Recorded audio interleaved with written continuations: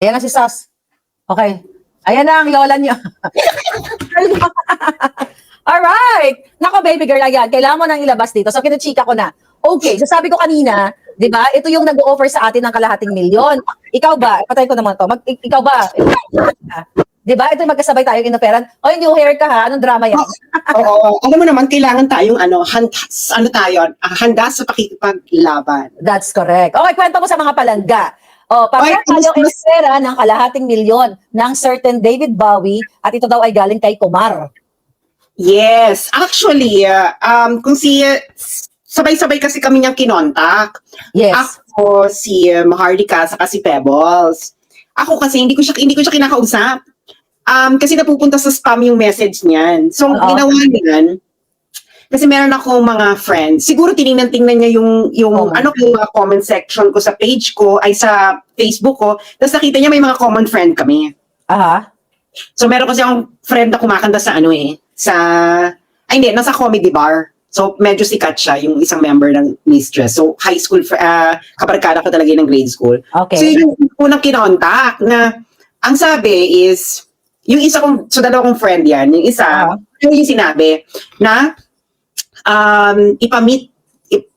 mapamit lang ako kahit ano ibibigay sa kanila. Wow, mas malaki yung sa'yo. Bakit sa'yo? Kahit ano, ako kalahating milyon lang. Hindi yun. Tapos ganun na actually, pati yung friend ko, binabribe. Basta ma-convince lang ako na makipag-meeting. Okay. Ganun yung level. Actually, may kulang ka dyan, Mami Shi, no? Sige, paalala mo, medyo matanda ako sa'yo. Okay. Oo, kasi siguro na napag hindi mo na naalala. Wala na yung Facebook ko, kaya hindi ko ma-research yung ano. Di ba tinignan ko na? Hindi. Naalala mo nun, nag-usap-usap tayo niyan sa Viber. Tapos andyan sa Viber. Basahin mo. Wala na kasi yung mga message ko. ang ano kasi niyan, ang ano natin yan, sabi ko, sino ba to? Parang naloka tayo. Sino ba to kumukontak? Sabi ko, may kumukontak sa akin ganito, tapos ikaw din. Ay, nako, kinulit din ako niyan. Hindi kami nag-usap-usap nito, ha. Parang naloloka na lang kami, parang sino ba to kumukontak na to na... And, yung friend natin, okay. Isa tayong friend, si Madam Ellie. Madam Ellie. Oo nga, naalala ko si Madam Ellie, kasama din dyan. Hindi na si Malakera. Okay. Madam Ellie, sabi niya, ay, kilala ko yan, si David Bowie. Sabi niya ganyan. Ano talaga yan? SOCMED operator. Ganyan.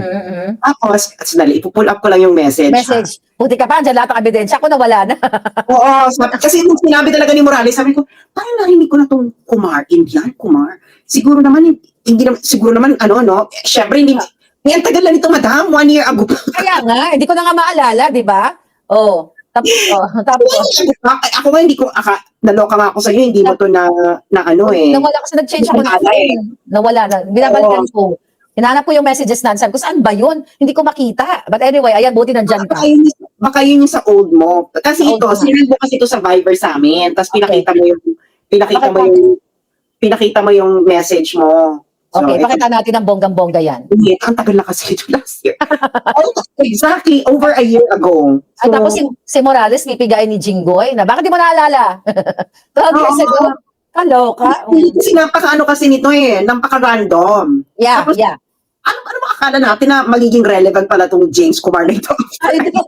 Wala tayong kinalaman. Tapos biglang nabanggit dun sa sa Senate. I-pull out, ano yan? Oo, kasi ako talaga, sabi ko, parang narinig ko na itong Kumar na to. Sabi ko, ganyan. Parang napag-usapan na namin ito nila Maharlika before. Kasi last year po, marami pong kababalaghan nangyayari sa amin nun. So wala kaming choice kundi mag-usap-usap dahil bakit pare-pareho tayo ng mga kababalaghan nangyayari? Mga nangyayari sa atin. Ito na nakita. Oo, may mga kababalaghan. So, ito, kita nyo sandali niya. Nakita kasi naka-background kasi ako So, tagalin ko yung background. Tagalin mo muna. Oo. So inaano ko pa ha, kasi ang layo. Ang layo na, isang taon na Pero just to prove a point, di ba? Oo, na talagang meron talagang attempted bribery. Sa amin lahat. Bribery talaga yun. Una-una, sino ka ba? Ay, no. Tapos yun nga, ang nakakaloka pa kasi binibida nung David Bowie, Hindi namin sinasabi na si James Kumar yung mismo pero hello, bakit naman magkiklaim to si David Bowie na representing James Kumar? Habang pinupull up mo yung na yan, yung picture na yan, 'di ba nangyari yan, February February 2023. So ako, ito, hindi ko na lang papakita yung ibang mga kasama namin. Pero ito yon, andito ako sa picture na yan. July 3, 2022, na-meet ko na siya sa isang event. Ayan o, baby girl, diyan mo. Diyan mo to. Ay. July 3, ayan siya. Kukunan mo siya? No, group picture ito, na nasa Okada nga kami. Ito ako, okay? Ito, takpan ko na lang yung yung mga taong hindi na makasali. Okay? Oo. Ayan ako. Hindi kami magkatabi. Buti na lang talaga, hindi kami magkatabi. Kasi gagawa ng kwento. Baka mamaya sabihin ka, alam mo yun, ayan, nakita niyo yung table. Ayan, nakita niyo yung table, di ba? O, yung table at saka yung upuan. So, pakita ko yung upuan na inupuan niya na magkapareho ng upuan. Okay? So, ayan siya. Pero hindi ko siya kilala. O, yan yung upuan, mga palangga, nakita niyo? Pareho. So, hindi lang kami magkatabi sa table, pero 1, 2, 3, 4, 5, 6, 7, 8, 9. So, siyam kami dyan sa table na yan. So, na-meet ko siya, pero hindi ko siya kilala. Kasi nga, in-introduce lang ako. Siya nga pala si Chuchu Chuchu. Isang gabi lang Ayun. naman yun. Ano sabi ko? Ang message sa akin yan is willing daw makipag-meet sa akin dahil may tycoon daw na willing makipag-meet sa akin. Psycho, no? Oo, talaga. Kung di ko gagawin kabet, wag na lang. Diba? So ayan o. Ano sabi ko sa'yo? Ano sabi ko? Ikaw kasi una to, ako kasi nag-open up. Sabi ko nakakaloka, sino ba tong ano David to? Bowie na ito, na message na message. May nagme-message. Tapos ikaw, nag-send ka ng, ang layo. Ang layo na. Ayun nga, nag-send nga ako dahil, message na message sa akin. Sabi mo, contact din ako niyan. Sabi mo, ito, pakita ko nga. Wait, Ang layo na kasi. Habang naghahanap ka, babati muna tayo. Okay, Oo. si Maria Charissa Fernandez, thank you palangga. Ayan. Si Mark, I'm sure di makyoho si Kumar. Ma'am, sabi niya kilala siya ni Senator Bato, sabi ni Dolph de la alam nyo, kasi mayroong nakarating sa akin na impormasyon na talagang nakaka-shock, pero yung iba, kailangan natin i-verify. Ang nakakalungkot, di ba? Na may mga mekos-mekos, okay? Mga mekos-mekos. Hindi natin alam kung ito si Kumar o kung sino man. Ready ka na? Ito. Okay, go. So, ito yung message ni Palangga, no? Okay, ano ba sinabi ko? Wala kasi, saan mo ka uli sa akin yan? Okay. Ayan. Yun na nga, yung binasa ko kanina, yan ang So, message. ito yan, oh. So, Okay. meron kami Viber. Group chat. Yung group chat natin, oo. Ayan, MHK, MHK, So, ayan yan yung pinost ko. Kasi nagchichikahan tayo na, tapos, ako kasi una nag-open up, tapos sabi mo dito, yes, sabay-sabay pa tayo kinakausap. Tapos, ito yung kay Pebbles. Mas nandiyan ba si Mother Pebbles? Mother, andyan ka ba? Pagod galing sa Dumaguete. Ito para mapakita natin. Diyos ko, may mga, andito pa yung ehem, kaso lang ako, yung mga lumang messages, wala na. Okay, ayan yung ehem, ayan, tikatakpan ko lang. Tama yan, ayan para mapatunayan namin sa inyo. Ayan yung group namin, pero takpan na natin, baka may mga hubad na picture si Sas dyan, mahirap na. Ayan, ayan ehem, okay, yan. Okay, so, anyway. Don't talk to if sabi ni Madam Ellie, kasi si Madam Ellie, kilala niya tong David Bowie ng Star Image. Kasi nung kinanta ko yan, tinawagan niya. Okay, ano sabi niya? Sabi niya, oy, ano kailangan mo kay Sas? Oo. Gusto ba, binigay pa ka ni Madam Ellie yung number, si Vince. Ang pangalan pala talaga. Vince, yes. Yun, nag-mine niya ng alas, di naman binili. So Vince talaga. Tapos, ayan ang ito yung message sa friend ko.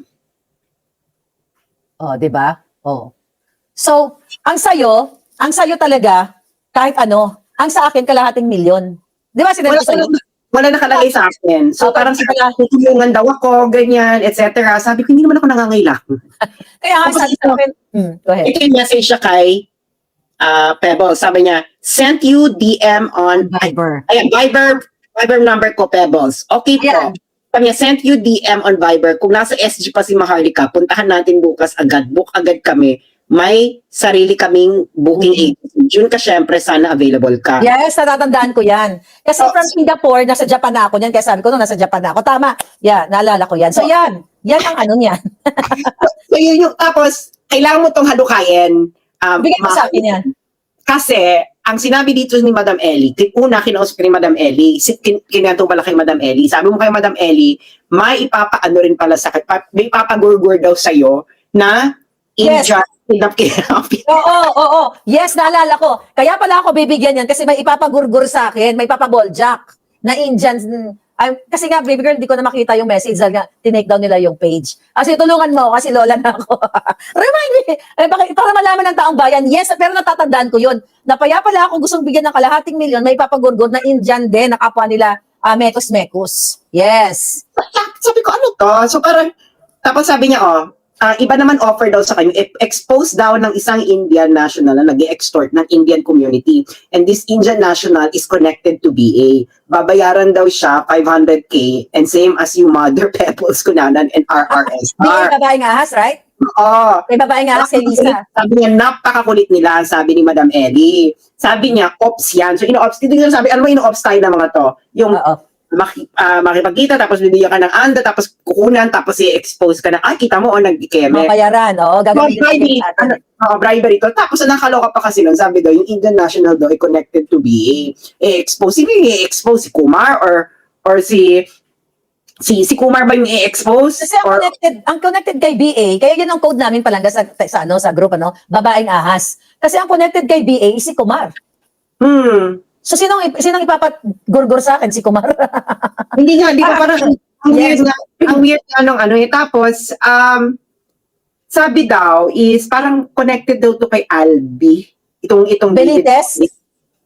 Oo. So, parang, Yeah, parang naalala ko yun. Ang sa akin lang, nagkaroon ako ng parang, what? Bibili ng ticket, agad-agad, tapos bibitbitin si Pebbles? Sindikato to. Di ba? Sindikato. Kaya hindi kami nag-engage. Mga kababayan, hindi kami nag-engage. Kasi kaya sabi ko, naalala ko yun na may pagurgor. At saka, gamitin daw sa mga charity. Kasi naman nagbibigay-bigay ako, charity. Sa kalating million, for what? Maggugurgor, hindi ko naman kilala yung pinagugurgor sa akin. O kung sino man yon. So yun, talagang may bribery history. Kumbaga, i-connect natin, SAS, doon sa Senate hearing, yung sinabi ni Morales. So narinig mo yon, talagang nawindang ka? Oo, sabi ko, parang narinig ko na tong si Kumara. Kasi naalala ko, sinend sa iyo yung meron siyang, sinend mo yung screenshot. Yeah, yung screenshot. Yung sinend na, Yun hindi ko alam kung si David Bowie ipapagurgur ng Indian National na chika niya, si Kumar. Pero, hindi, parang sabi ko, ito si Kumar ba yung igugol ko rin? No. Si Kumar yung Magpapagurgur. Oo, pero yun na nga yung eksena. Pero nga, yeah, napaka-dodgy kasi nung Kumar kasi nakita ko yung mga meron diyang feature ang Rappler. Yeah, ito nga yung sa akin, ito February 21 yun, Japan. Yung sinasabi ko, sinend sa akin to nung Bowie na yan. Ito kasi di ba yung Viber? Kasi sa Viber, nag-automatic, save yung mga messages. So ito yung sabi niya, ito daw yun, yung magbibigay ng kalahating milyon sa akin. Katabi si Lisa. Ayan, February, ayun, nakita mo yung date, February 21. Nasave mo pa. Yeah, so talagang, kaya yan dapat ang imbestigahan ng Senado. Ayun na nga. Ano ba yung bakit meron siyang mga ganong eksena? So, nakikita niyo talaga, kumukha lang talaga kaming pera. That's true. Ano ginawa na namin yun? Diba? Imagine mo, ibubuka agad kayo, magkikita-kita tayo sa Singapore o kung saan. Oo. Diba? Kaya nga ito, malabas sa ating kachipan na, SAS, Emerald. Parang, kung alam nyo lang kung ano mga ino-offer ng mga... Yes. Kung ano ino-offer sa amin. Diba? Ako nga lang, di ba, na-expose ko na sa inyo, doon sa Pilipinas pa lang ako. Pakilala ko lang daw kay Lisa, 2 million. Putang ina, sabi ko, kilalaman ko dyan, magpakilala ka mag-isa mo. Di ba? Yeah, that's true. That's true. Walang gusto lang namin ng pera. Madaling kumita ng perang ganyan, ha? Kaya alam niyo, yung mga vlogger na biglang, biglang may properties, biglang may mga bonggang-bongga. Alam mo na. Sa London. Sabi palit naman ng 500K. Ayun nga sila, no? Parang, can you imagine kung gaano kabilis sa kanila yung pera? Ewan ko kay Maharlika, no? Ako kasi tumira ako ng Netherlands. Magkano yung 500,000 ng euro? 10,000 euros? Diyos ko dahil baka masampal ka ng mga Holandes. Parang, sinabi ko kanina yon. Sabi ko, sapalan kita ng kalating milyon eh. Charot-charot. Ganyan yun. Kapag nasa Amerika ka, bills mo lang yun eh. So parang siya, parang ang bilis sa kanila lang magpera. Bibigyan kita ng kalahating milyon ng ganyan-ganyan. Parang, kasi nga, hindi nila pera ng bayan. Parang halata, talaga siya, hindi kasi galing sa pinaghirapan. Pero naman talaga pag hindi galing sa pinaghirapan, ang dali-dali mong So, Madaling lumabas. so yung pinag-prove natin na point dito, na yung sinabi ni Morales, ay may katotohanan na may gusto mag-bribe sa kanya at sinabi niya nga na na-record daw yun sa CCTV. So tapos, sabi mo nga kanina, Diyos ko po, ano ba namang malay natin na magiging material pala itong mga mga jotang genimes na mga text messages sa atin. Ako, malay ko ba na napunta lang ako dun sa event na yon, tangina, katabi ko na pala tong Kumar na to na hindi ko naman kakilala. Buti na lang, hindi kami magkatabi. Nagkataon magtatanong, oh yan, Marley ka ba? Kasabwat mo yan. So, may pattern. May pattern na. Kaya nga sabi ko, baka nga totoo nga talaga doon sinasabi ni Morales na may Kumar. Kasi nilapitan din kami na si Kumar daw ang magbibigay nung andalisyo. So, parang, so meron, tapos ganun din, di ba? Sabi ni Morales, kahit ano, ibibigay sa kanya. The same. Ganun din yung sinabi sa akin na kahit ano, ibibigay daw sa akin. Nawala na. Gurgur tayo. Ginugurgur tayo. Nagurgur tayo ng mga jotang genimes. Okay. Baby girl, sige, na-prove na natin yan na may pattern ng bribery. So ako, 100% naniniwala ako sa sinabi ni Morales. Kasi na-prove natin dalawa ngayon na mayroong gustong magbayad sa atin na certain Kumar. At may pictures pa. Right? Kaya sabi ko nga, dapat ito, isa din sa mga inimbestigahan, pababayaan na lang ba ng Kongreso, Senado, na nasasangkot si Lisa Marcos sa bribery? Tapos deadma lang sila? Ikaw, anong point mo doon? Ako kasi, yun ang pinaka-importanting revelation ni Morales. True. Powerful. Nagulat kasi ako Yes. Actually, sabi ko, totoo kaya to? Kasi, ganun ba katanga pwede ba sabihin ng tanga? Pwede Ganun rin. ba, Shonga bells. ganun ba ka-Shonga Bells? Sila, Kita mo naman, syonga, nagkakalat na nga yung mga hitan. Nagpa-interview pa nga. Di ba? Sabi ni Baste kahapon? May sinabi si Baste na word ano ba sinabi niya? Palangay, comment nyo nga. May sinabi si Baste tungkol kay Lisa. yung ba yung Yung may mga tato. Yung may mga tato. Anong word na sinabi niya doon? Okay, may sinabi siya sa word. Sinulat ko kanina. Ay, may tinapon pala ako mga papel. But anyway, comment ko na lang dyan. Ignorante. Ayan, sabi ni Mel, ignorante daw si Lisa. So, ignorante talaga, di ba? Kaya, gano'n naman talaga pagbangag at saka barte. baka kasi talagang feeling talaga nila, Ma'am Shi, is sobrang powerful nila. Which I think na yun talaga naramdaman nila. Kaya nga, can you imagine, napatanggalan mo ng ilaw si Duterte? Yeah, kahapon sa Maiso. Di ba, napatanggalan mo ng ilaw, pati hagdanan, naaakyatan. Kaya nga, kawawa naman si Pangulong Duterte. Nakita ko nga yun, My God. Tapos may siren pa. Narinig ko na yung siren. Ganon sila ka-brazen mag-display ng power. So ngayon, talagang nung sinabi ni Morales yun, sabi ko, wait, material to sa hearing That's true. Very material. Kasi, actually, kasi nga, ang ginawa kasi nila kay Morales is, alam mo yung in-stress si Morales. Para makalimutan niya na yung line of thought niya. That's true. Kasi, harassment. ano yun kung sa korte, kung ito naman si Jinggoy, kung maka-korte-korte na, this will not stand in court here because this is hearsay. Parang, yung approach mo rin will not stand in court because that's badgering the witness. so parang, yung parang ang ano ko noon, Ma'am Shi, is very material yung revelation niya yon na may lumapit sa kanya na itong taga-Napolcom, Picoy ba yun? Ano pa kanya? Picoy. Si Picoy. And then meron isa, tapos binabanggit yung Kumar. And then, yun ang pangit kasi nung binubuo niya yung story niya, I think inagaw na ni Jinggoy yung eksena. Inagaw niya. Tapos hininaan yung mic actually Yung napansin mo yon? The way na magsalita, nung nagsasalita si Morales, nag-lower yung volume. Nawala. So, go ahead.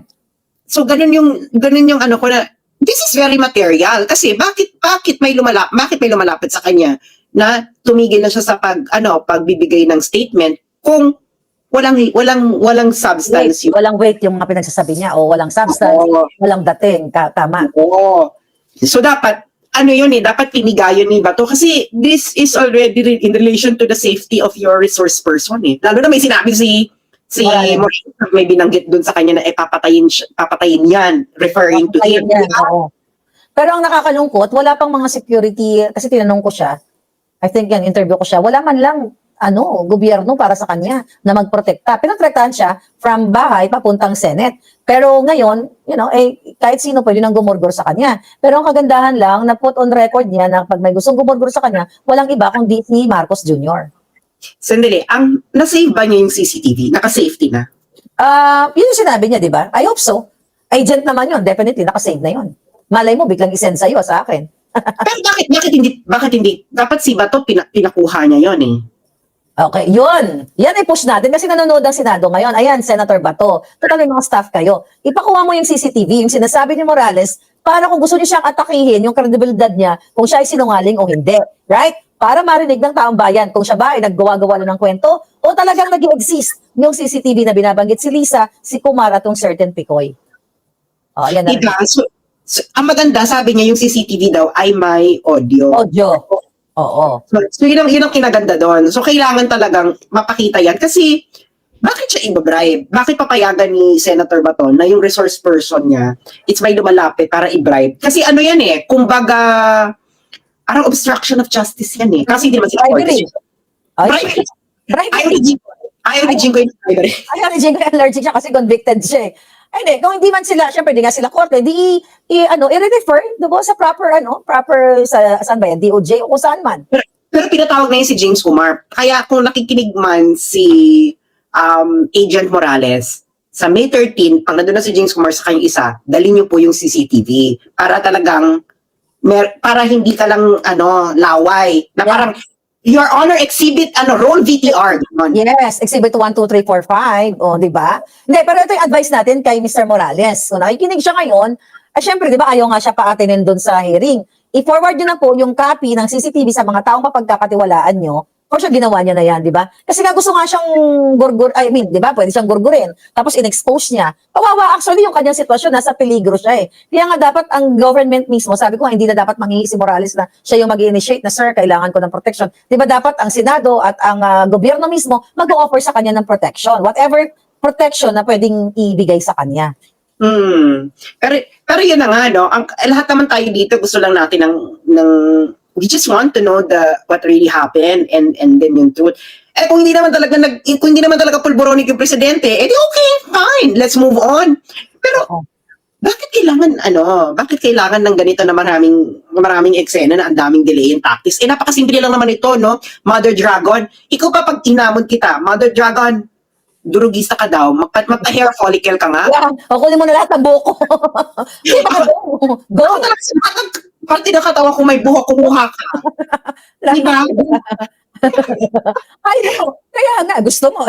Sabay-sabay tayo magpa-hair follicle. Pati hair sa Kifayla boom. Diba? Exactly. Gusto nyo pati pubic hair, no? Lahat. Pero lahat na. Kaya nga, doon mo nga makikita, bakit imbis na itong mga senador na para sa fairness at para sa betterness ng country, hindi ba dapat sila yung mag-i-initiate na mag-encourage sa presidente na patunayan na, Mr. President, inaakusahan ka. Magpa-hair follicle ka na. Pero sila yung tagapagtanggol ng presidente, kino-cover up, yung ating nilabas na mga dokumento, AI generated, di ba? Yung mga ganon. Tapos sa Senado, hindi na nila nilabas yung sinabi nila na AI generated. Basta wala daw record, right? Wala daw record.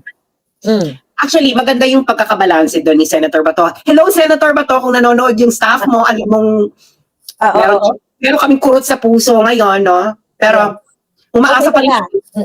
Yun nga sabi ko, baby, kung dinurog natin siya nung day one, naka-ready din niya yung sarili niya. In fairness, ganun naman eh. Ito naman si Senator Bato, alam mo naman, ang totoong supporter, kaya kang sabihan kung nagkakamali ka. That's true. Diba? Kung may bayaran kang supporter, doon ka nalang umasa na pupurihin ka nila. Senator Bato, kahit anong gawin mo. Correct. Pero sa amin, my God. Girl, di ba? So, nanonood yan sila. Kinampanya nga natin yan. Ako, kinampanya ko sa 2019. Mukhang ako syunga. Sinabit-sabit ko pa yung karatolan niya. Alam mo naman, Senator Bato, ni piso lang binigay sa akin. Hindi naman ako nangingi. Aminin mo yan, Senator Bato, kahit piso, wala rin ako hiningi sa'yo. Pero alam ko kung sinong binigyan magcharot. Anyway. Parang kilala ko rin. O, di ba? Usapan ng mga hindi kasali. Yes. So, ang ano niyan is, ayun na nga, gusto lang namin talaga ng truth. Kita mo nung sinabi ni Agent Morales, bakit ba ako inaano? Kahit naman si President Duterte nakita yan, ba't hindi nyo patawag? Ano sabihin si President Duterte, for me, the entire hearing, Ma'am Shi, is Yeah, gusto ko gusto marinig talaga mo. nilang sa akin yung That's true. credibility ni Agent Right. Martinez. Kasi nga kahit nga si Grace po, hindi naman talaga siya kasi, ay, bibigyan ko kayo ng chismis. Alam niyo ba kung chismis niya kay ano? Grace po. Mm. Chika boom Kaya boom. nasa kabilang hearing pala yan. Alin? Nasa kabilang hearing pala yan. Meron siyang hearing with okay. somebody else, a committee. Tapos gusto niyang tapusin na kagad yung hearing na yun at lipat na siya dun sa kabila. Oo. Kasi naman, no, kayo mga senator, no, alam naman namin kung bakit ayaw niyo pumunta dun sa Pulveron hearing, sa PIDEA League. Yeah. Even though, na alam naman namin na ang pinaka-controversial na mga hearing, dun kayo, gusto niyo dun, may isa lang yung mga sarili niyo kasi more exposure. Hello, ilan ang live viewers ng hearing nun? Doon lang sa Senate live, 16,000. Tapos yung hearing nyo, yung ibang hearing nyo during that day, 700. Diba? Correct. Diba? Alam naman namin na hungry kayo sa publicity. So ngayon ito si Madam Grace po, so napumilit siya na Pumunta doon, umeksena ang hitad. eksena. Pero ang eksena ni Grace po is para lang ipaalala kay Morales na may mga records na kami ninyo na inyong mga kaso. Sa mga village. So, actually, sinabi niya ni Morales na yung duda niya, hindi siya sure, yung lawyer ni Maricel, parang yun yung lawyer yata na finailan niya ng disbarment. Yun sa interview namin. So parang allegedly, yun ang nagbigay ng mga case folder doon sa mga kaso niya. So talagang ang target nila to character assassinate si Morales. Obviously naman. Yes. Yeah. Ang ano ko kasi nito, Madam, no, Mm. yung sinasabi ni Jingoy kasi ni hearsay, Ayun. mali naman kasi yung pagkagamit doon ni Senator Jingoy. No? Na-interview ko na yan si Senator Jingoy before sa SMNI. Mabait naman siyang tao, pero Senator Jingoy, no, hindi to po pwedeng palagpasin. No? Correct. Mm. Mali kasi yung sinasabi mo hearsay. Unang-una, kasi ito mahirap, no? Kasi mahirap mag-isa lang talaga si Senator Bato. In fairness ay Senator Bato, no? Kahit may kasama ka, mag-isa ka lang naman talaga dyan. Kaya, ang kumbaga sobrang daming ng tao, kaawa din siya. Pero yeah, okay, go ahead. Mag-isa ka lang talaga doon. Kasi ganito yan, no? Wala ba kasing lawyer doon si Morales para nakapag-objection? Anyway. Anyway, go ahead. Yeah. Kasi una-una, si Morales, hindi niya inaakusahan si Bongbong at si Maricel na nagdodroge. That's true. Hindi niya sinasabi na nagdodroge po sila. Napakalinaw para sa amin, napakalinaw ng dahilan kung bakit nandun si Morales. Nandun siya para aminin na siya yung nag-prepare ng pre-op na yon. Mhm. And ang kanyang testimony ay limited sa anong nangyari, bakit mo to, ba't ka Pirma. Mm-mm. bakit ka nagkaroon ng ganitong request? Malinaw sa amin. Kasi may confidential informant na pumunta. Mhm. At ito, pinakitaan kami ng evidence ba, ma'am? Ng evidence. Nagpakita ng evidence, ganyan. Request lang naman yun ng surveillance, eh. Yeah.